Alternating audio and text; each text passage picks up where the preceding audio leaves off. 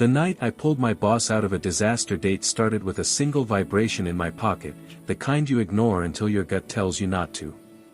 I almost let it ring out. I was halfway through reheating leftovers, convinced the world could wait 5 more minutes. Then I saw her name. Not Ms. Carter, not Director, just Lena, the name I wasn't supposed to have saved, the one she'd given me accidentally during a late project night when titles slipped and real people showed up. I answered, expecting work. What I heard instead was silence, broken by the low hum of a restaurant and a breath that sounded like it had been held too long. "Can you do me a favor?" she said. Her voice was steady in the way people get when they're trying not to crack. "I'm stuck." I didn't know it then, but that word would follow me for the rest of the night, echoing through every decision, every look, every truth neither of us was ready to say. I found the restaurant 10 minutes later, an upscale place with soft lighting and music designed to make people feel important. Through the glass, I spotted her immediately. Lena sat straight-backed, hands folded in her lap, smiling politely at a man who leaned too close and talked too loudly, as if volume could substitute for charm. I watched from the doorway long enough to understand everything. The way her eyes kept drifting toward the exit. The way she nodded without listening. The way she laughed a second too late. Disaster dates have a smell to them, stale jokes, forced intimacy, desperation wearing a cologne it can't afford. I took a breath and walked in like I belonged there. I didn't improvise a clever line. I didn't pretend to be a jealous boyfriend or a long-lost cousin. I simply said her name, softly, like it was the most natural thing in the world to see her there. "Lena," I said, and her shoulders dropped just a fraction, like a weight had been removed. She looked up, surprise flickering into relief so fast it almost hurt to watch. "Oh," she said, standing immediately. "There you are." The man frowned. I could feel his irritation before he spoke. "Who's this?" he asked, already defensive. Lena didn't hesitate. "My ride," she said. "Not my assistant. Not my employee. Not my subordinate. My ride. Simple. Clean. Final." Outside, the night air felt like freedom. We walked a block before either of us spoke. Then she laughed, once, sharp and breathless, and pressed her palm to her eyes. "That was awful," she said. "I thought I could handle it." I told her nobody ever plans for awful. It just happens, like a pothole you don't see until your tire hits it. She nodded, then surprised me by stopping on the sidewalk. She turned to face me, really face me, the city lights catching in her eyes. "Thank you," she said. "You didn't have to come." I told her I wanted to. The truth sat heavier than the words, but she accepted them anyway. We didn't go home right away. She suggested coffee, the kind that stays open late for people who don't want the night to end the way it started. We talked like colleagues at first, safe topics, work stories, shared frustrations, but something had shifted. The lines were still there, but thinner now, like chalk after rain. She told me about the pressure of always being composed, always being the one with answers. I told her about the fear of being seen as invisible, of doing everything right and still feeling replaceable. Somewhere between refills, our laughter became quieter, more honest. The night stretched, and I realized I didn't want to rush it, because for once, neither of us was performing. If the first part of the night hooked me with urgency, the second part held me with a quieter pull, the kind that sneaks up on you and refuses to let go. The next morning, my phone buzzed again, and this time I knew before I answered that whatever came next would matter. "I owe you breakfast," Lena said. "No rescues required." I smiled despite myself. We met at a small diner, the kind with cracked vinyl booths and coffee that tastes like it's been around forever. She looked different in daylight, lighter, maybe, or maybe I was seeing her without the armor she wore at work. We talked about the date, really talked about it. She admitted she'd said yes because she was tired of being alone, tired of strong being mistaken for unbreakable. I admitted I'd shown up because I couldn't stand the idea of her sitting there feeling trapped. The words hung between us, heavy with implication. She studied me for a moment, then said, "You know this complicates things." I nodded. I knew. The rules, the risks, the whispers that follow people like us if we misstep. But complications aren't the same as mistakes. Sometimes they're invitations to be honest. Work didn't get easier after that. If anything, it got harder. We were careful, too careful. Meetings where we avoided eye contact. Emails stripped of warmth. But the night lingered, shaping everything. When a major project collapsed under impossible deadlines, we stayed late, side by side, solving problems like we always had. Only now, there was an understanding beneath the surface, a shared memory of rescue and gratitude and something unspoken. When the project finally turned around, she looked at me with that same look from the sidewalk, the one that said relief and trust in the same breath. The real challenge came when rumors started, as they always do. Nothing explicit, just questions wrapped in concern. Lena called me into her office, closed the door, and took a deep breath. "I won't put you in a position where your work is questioned because of me," she said. I felt a flash of disappointment, followed by respect. She was protecting me the only way she knew how. I told her I trusted her judgment, even if it wasn't what I wanted to hear. That was the moment I realized this wasn't about a date or a rescue anymore. It was about character. Weeks passed. The distance did what distance does, it clarified. One evening, after a company event, she walked with me to the parking lot. The city hummed around us, indifferent and alive. She stopped beside my car and smiled, softer than before. "I've been thinking about that night," she said. "About how you showed up without making it about yourself." She paused, then added, "You really are my hero tonight." The words landed gently, not dramatic, not grand. Just true. I felt something settle into place, like a puzzle piece finally finding its spot. We didn't rush anything after that. We took the long way, the honest way. Conversations. Boundaries. Choices made with intention. The inspiring part wasn't that a boss and an employee found something unexpected, it was that two people chose integrity over impulse and still found connection waiting for them at the end. Sometimes being a hero isn't about sweeping someone away from danger. Sometimes it's about showing up, listening, and knowing when to step forward, and when to wait. And if you stay with the story long enough, you realize the real rescue wasn't hers that night. It was both of ours. The morning after that night didn't feel like a continuation so much as a reckoning. I woke up with the strange weight of something unfinished sitting on my chest, the kind of feeling you get when a sentence ends with a comma instead of a period. At work, everything looked the same, glass walls, muted keyboards, polite smiles, but I felt different inside it, like I was walking through a place I'd already outgrown. When Lena stepped out of the elevator, our eyes met for half a second longer than usual, just enough for a memory to flare and then disappear. No words. No smiles. Just an understanding that what had happened couldn't be undone, only carried. She kept her distance that day, professionally perfect, almost too perfect. It hurt more than I expected. Not because I wanted anything dramatic, but because that night had been honest, and honesty is hard to put back into a box. By lunchtime, I was questioning everything, whether stepping into that restaurant had been brave or reckless, whether doing the right thing always feels this complicated afterward. I reminded myself that heroes don't usually get applause, they get consequences. Late in the afternoon, the project we'd been struggling with for weeks began to unravel. A key client pulled back, timelines collapsed, and the room filled with the kind of quiet panic people try to hide behind productivity. Lena called an emergency meeting. She stood at the head of the table, calm but tired, carrying responsibility the way some people carry scars.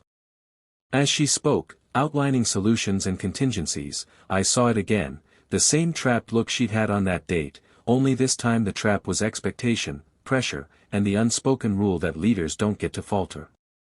When the meeting ended and people scattered, I stayed behind. Not because I had to, but because leaving felt wrong. She noticed. "You don't have to stay," she said, already gathering her papers. I told her I knew. Then I asked what she needed. The question surprised her. It surprised me too. After a moment, she sat back down and exhaled, the sound of someone finally letting go. "I need this to work," she said quietly. "Not just for the company. For me." We worked for hours, side by side, rebuilding what had fallen apart. There was no flirtation, no lingering glances, just two people focused on solving a problem that mattered. And yet, the connection was there in the silence, in the shared nods when something clicked, in the unspoken trust that passed between us. At one point, she leaned back and rubbed her temples, exhaustion breaking through. "You know," she said, almost to herself, "last night was the first time in a long time I felt like I didn't have to be in control." I didn't respond right away. Then I said, "You don't always have to be." She smiled, small and grateful, and went back to work. The solution came together just before midnight. We sent the proposal, closed our laptops, and sat there, the tension finally draining from the room. Outside, the city lights glowed like a quiet promise. She stood and walked to the window, hands in her pockets. "About last night," she began, then stopped. I waited. She turned to face me, vulnerability written plainly across her face. "I don't regret it," she said. "But I need to be careful." I understood. Careful wasn't rejection. It was respect, for me, for herself, for the lines that still mattered. As we left the office, the elevator ride was silent but comfortable. At the lobby, she paused, then looked at me with that same steady gaze. "Thank you," she said again, but this time it meant more than the rescue. It meant the work, the patience, the choice to stand beside her without demanding anything in return. I watched her walk away, realizing that sometimes the most meaningful chapter isn't about what happens next, but about what you're willing to protect while you wait. And that was when it hit me, the night I pulled my boss out of a disaster date hadn't ended at the restaurant door. It had followed us into daylight, into hard decisions, into moments where doing the right thing required more courage than making a bold move. Chapter 2 wasn't louder or more dramatic. It was quieter, deeper, and far more revealing. Because real heroes aren't defined by one brave act, but by what they do after the applause fades, the days that followed settled into a strange rhythm, like a song played softly in the background of everything we did. On the surface, nothing had changed. Meetings started on time. Deadlines still pressed. Emails still ended with polite signatures. But beneath it all, there was a shared awareness, a quiet current neither of us acknowledged out loud. Every time Lena asked for my input in a meeting, there was a pause, brief, almost invisible, where our eyes met and then moved on, as if we were both reminding ourselves to stay steady. Then came the announcement that shook the entire floor. A sudden audit. External reviewers. Promotions frozen. Jobs potentially on the line. Stress spread through the office like a fever, and with it came fear. I watched Lena carry the weight of it all with her usual composure, but cracks began to show in small ways, a coffee left untouched, a meeting rescheduled twice, a rare moment where her voice softened instead of sharpened. She was fighting for everyone, but I could see she was losing ground inside herself. One evening, long after most people had gone home, I found her alone in the conference room, staring at a spreadsheet without really seeing it. The city outside was dark, rain streaking down the glass like unfinished thoughts. She didn't look up when I entered. "If you're here to tell me we'll be fine," she said quietly, "save it." I pulled out a chair and sat across from her. "I'm here to help you figure out what won't be fine if we don't act," I said. That got her attention. She looked at me then, tired but present. We worked through the numbers, the risks, the decisions that could cost people their jobs. At one point, she closed her laptop and pressed her palms flat against the table. "I hate this part," she admitted. Being responsible for outcomes that affect lives. I told her leadership wasn't about never hurting anyone, it was about hurting as little as possible, and being honest when you couldn't avoid it. She listened, really listened, the way she had that night at the cafe. When we finally finished, the plan wasn't perfect, but it was fair. And fairness, in moments like that, felt like a victory. As the audit progressed, pressure from above intensified. Subtle suggestions turned into direct instructions: cut deeper, move faster, protect the numbers at all costs. Lena was called into closed-door meetings more often, coming back quieter each time. Then one afternoon, she called me into her office and shut the door. "I need to ask you something," she said. "And I need you to be honest." My stomach tightened. She explained that the board wanted a scapegoat if things went wrong, someone competent enough to blame without too much resistance. My name had come up, not because I'd failed, but because I was visible. The room felt smaller as she spoke. "I can fight it," she said, "but it will cost me leverage. Maybe my position." I didn't answer right away. The easy response would have been fear or anger. Instead, I thought about the night she'd called me, trapped and alone, and how showing up had mattered more than the outcome. "Do what you think is right," I said finally. "Not what saves me." Her eyes filled, just slightly. "That's not fair," she whispered. I shrugged. "Leadership rarely is." She fought anyway. Not recklessly, not loudly, but with evidence, persistence, and the kind of moral clarity that doesn't bend easily. She defended the team, owned the hard calls, and refused to sacrifice someone to protect an image. The board backed down, grudgingly. The audit passed with scars but no casualties. When the news broke, relief washed through the office, followed by quiet respect for a leader who had stood her ground. That night, we found ourselves walking out together again, the rain finally stopped, the air clean and cool. At the parking lot, she turned to me, emotion no longer hidden. "You could have walked away," she said. "You didn't." I told her neither had she. She smiled, a real smile, the kind that reaches the eyes. In that moment, I understood something important. The disaster date had been the spark, but this was the fire that mattered. Because Chapter 3 wasn't about rescue at all. It was about choice. About standing in the hard middle, where there are no perfect answers, only values. And as we stood there, not crossing lines but no longer pretending they didn't exist, I knew whatever came next would be built on something solid: mutual respect, shared courage, and the quiet knowledge that sometimes the strongest bonds are forged not in romance, but in doing the right thing together when it costs the most. Time has a way of testing what people claim matters to them. After the audit, the office slowly returned to normal, but the aftershock stayed. People worked with a little more honesty, spoke with a little less fear.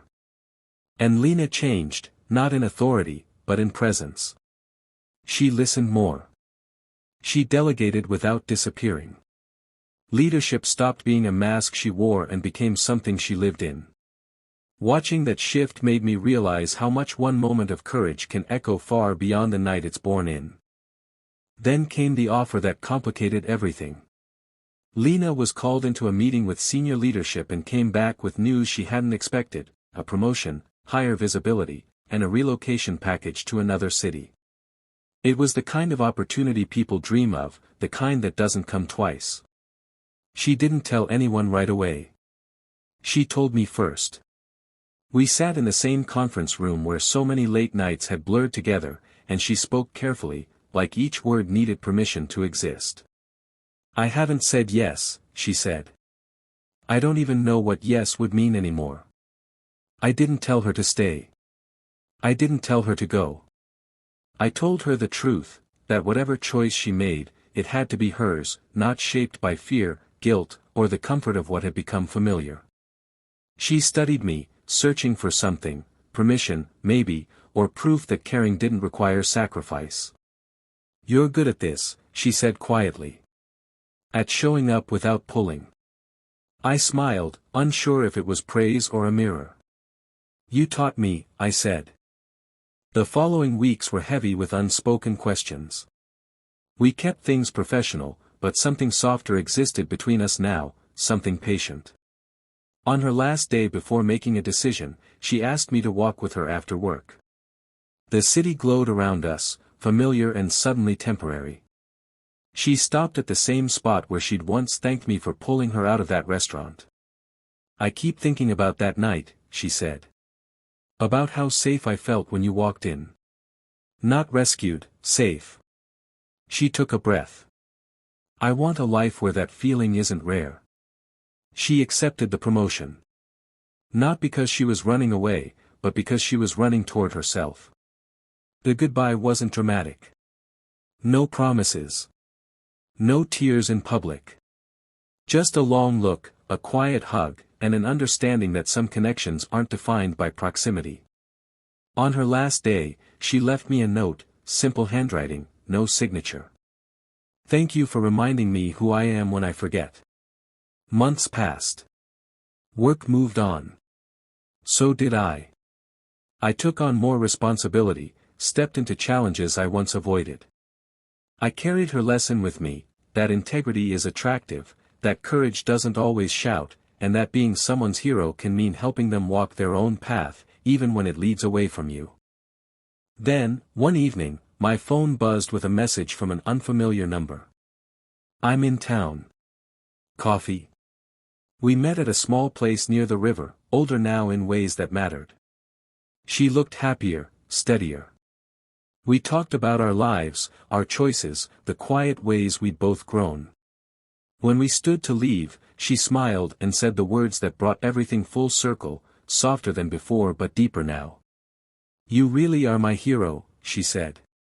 Not for pulling her out of a bad date, but for never trying to hold her back. And that's the truth this story leaves you with. Real heroes don't save people by owning them. They save them by standing beside them, then letting go when it's time. Because the strongest love, romantic or not, is built on respect, courage, and the grace to choose what's right, even when it costs you something you wanted.